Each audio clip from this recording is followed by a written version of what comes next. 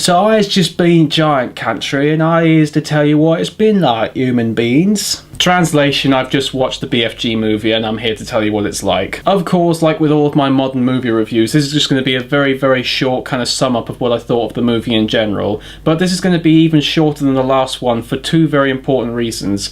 One, like last time, I've got other work I need to get back to.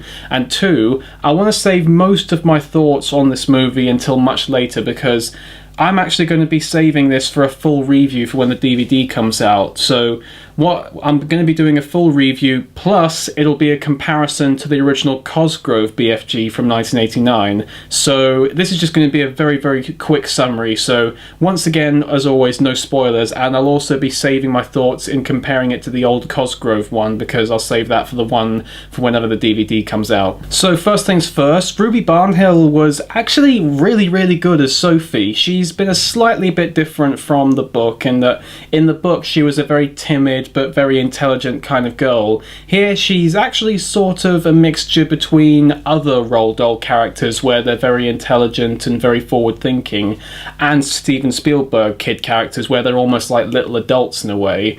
But she did a very good job and she was very well performed, very well written, and she was a very, very good protagonist and you really enjoyed watching her. So there's definitely a really good main protagonist in the form of Sophie here. And there's also a really good secondary protagonist with Mark Rylance as the BFG, who, again, does a very, very good job. Again, he's a bit more timid, yet Sophie's more brave and the BFG's more timid. It's a bit switched round this time around, but he is a very good, very enjoyable character. He's not quite as over the top and kind of like, ho, ho, ho, ho, I'm the BFG, like some other interpretations of having been.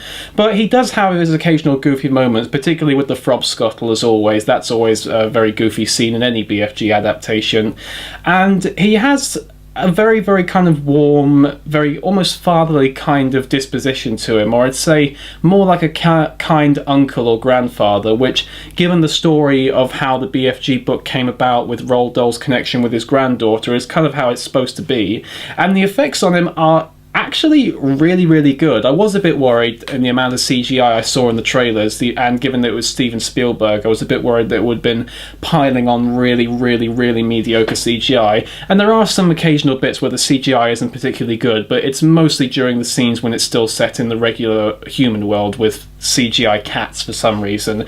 But the Giant World CGI is actually really, really good. It looks completely gorgeous, and most of the time it's almost indistinguishable from real life, and there are many scenes when Mark Rylance and Ruby Barnhill as their respective characters are acting, and not only do their performances make it genuinely seem like they're actually talking to each other, but the actual way that they look doesn't even make you think that it was actually shot on separate various areas. It just looks very, very genuine. So in terms of the actual world they create and the two main characters, this movie actually did a very good job. It's a slight difference from the actual book, but they did do a very good job, and they expanded on some of the elements where the book did fall down, such as Sophie's surprising acceptance with being kidnapped by the BFG, and the BFG just kind of allowing Sophie to get involved with his dream catching work straight away. So there are some elements here to try and make it a bit more realistic, but it still kind of sticks to the kind of whimsical, fantastical elements that Roald Dahl had in his books. In terms of the secondary characters, of course, we have the Queen, who's played by probably the most recognisable actor in the movie, Penelope Wilton, who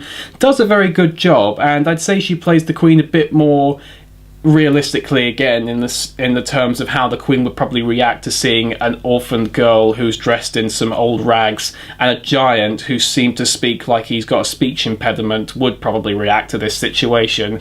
But she does a good job, and I think Penelope Wilton's a fantastic actress. She's probably one of my favourites. I mean, Downton Abbey, Doctor Who, The Best Exotic Marigold Hotel, any of the stuff she's in, even if the actual thing itself is not very, very good, she does a fantastic performance anyway, and she's got amazing voice, so she does a very good job. And Ralph Spall also plays the Queen's right-hand man, who occasionally does get a good line, but unfortunately he doesn't quite get a chance to express himself very well, unlike movies such as Get Santa, where he was fantastic. But yeah, so for the most part the secondary cast is actually pretty good, with the exception of one element of the story. The one thing I was most worried about when seeing the trailers for this movie was how they were going to depict the giants, because every other adaptation of the BFG, and all the way back to the source material in the books, depicted them as brooding, violent, almost animalistic monsters, really, who only just barely were able to use the power of speech, and treated BFG as almost as much of a victim as the humans in the movie. It seems so, for some reason, that they thought that that was a bit too cool, or I guess realistically they thought it might have been a bit too scary, so they've dumbed down the giants a lot. I won't go into too much detail because, again, I'm going to save my thoughts for the full review when the DVD comes out, but the giants are more or less basically just spoilt, bully, dumb kids who treat the BFG like their own personal plaything, really, which there was a bit of an element of that in the original source material and some other adaptations, and it is still really funny to see the BFG actually be able to be picked up by the one hand of other giants in the movie, which is always really kind of funny concept, that he's called the big friendly giant when of all the giants in Giant Country he's actually the smallest. In fact, they call him B Runt in the movie, the other giants. But yeah, the other giants, they just really don't have a lasting impact, and that also comes down to the climax, which again I won't say what the climax is, but the climax is actually rather disappointing, and a lot of that comes down to the giants. The only one that really stands out is the main giant flesh lump eater, but about 85% of that comes from the fact that he's voiced by Jermaine Clement, who I still regard to this day as probably the greatest villain actor we have in the 2010s, from, you know, things like Men in Black 3 and Rio. I mean, yeah, those movies are hit and miss, but he was always the best part of those movies. So Jermaine Clement does leave a bit of an impact, although his character's still always a bit silly as well. But he's definitely the most memorable of all the giants. Though I will say that the one thing that they did make better with the giants is that they've definitely got more of a distinct personality. Most versions of the giants, they barely even let them have a line, let alone have a distinct idea of who their characters are. Whereas in this movie, each giant does get his chance to be his own thing at some point, even if it is just a tiny bit. And the designs are actually quite decent as well. But yeah, the giants are mostly a bit of a letdown. In terms of the story, it actually follows the books really closely. I was afraid that they were going to deviate a little bit, and there is one part near the middle where they add in a thing that definitely wasn't in the books, but you could argue it did actually improve the story a bit and give a bit more depth to the character of the BFG, but again, I won't say about that today. But yeah, they stick very close to the book, and even mention a few things in this adaptation that have never been said in other adaptations that were in the book. But they did unfortunately leave out the idea of Jack and the Beanstalk being the mortal enemy of all giants, which I always thought was one of my favourite parts of the books, but sadly that's not in this version. But hey ho, you can't have everything. And finally, for my kind of little nitpicky things that I always like to bring up. One, the music is awesome, but it's John Williams, of course it's going to be awesome, and being with old friend Steven Spielberg means that he did a great job with this. And there is one thing that I noticed that I want to bring up that I thought was kind of cute, and that's at one point we see the drawings of a BFG done by a little boy, and I don't know if anyone else noticed it who saw this movie, but I thought that the drawings that he was doing looked a lot like Quentin Blake's illustrations, Quentin Blake being the guy who did the illustrations for nearly all of Roald Dahl's books. So if that was the intention, that was a really good reference. That's probably made the movie in just that one tiny little bit, which was amazing. If it was accidental, then it was a very happy accident. But if it was intentional, then that was an amazing intentional reference right there.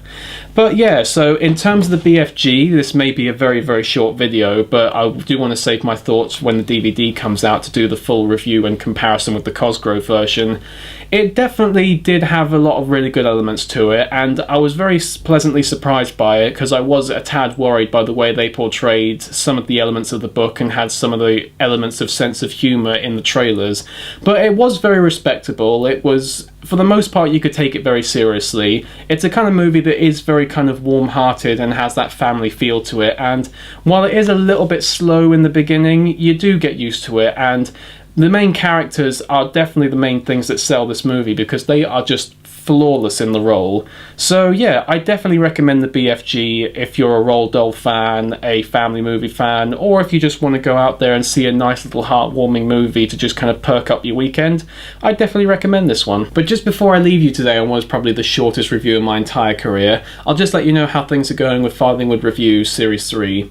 So as many of you might know, I've gotten all the footage together a couple of weeks ago and I've just started to do editing. In fact, I just finished editing together episode 3, and for any of you who think that I'm being lazy on just getting to episode 3, I'd like to point out that normally I've got 100 clips of just myself to edit together. The episodes average about 25 minutes in length, and then after I put in all of my clips, I've got to put in the Farthing Wood clips and all of the other clips from other stuff combined. And obviously I want to try and make sure it's as good as possible for you guys, so I do apologise if it seems like it's taking a while here, but I just want to make sure it's as best as I can make it for you lot. But I do have a couple of other things that I need to have given to me from some other people that I'm working with on this one, so even if I was to able to get them all finished in a day, which would be impossible unless it was the Flash, I wouldn't be able to upload them yet because I do have some other things that I need to get done first. But it's definitely on its way and it should be here relatively soon. But that's it, and I'm going to have some snozcumpers.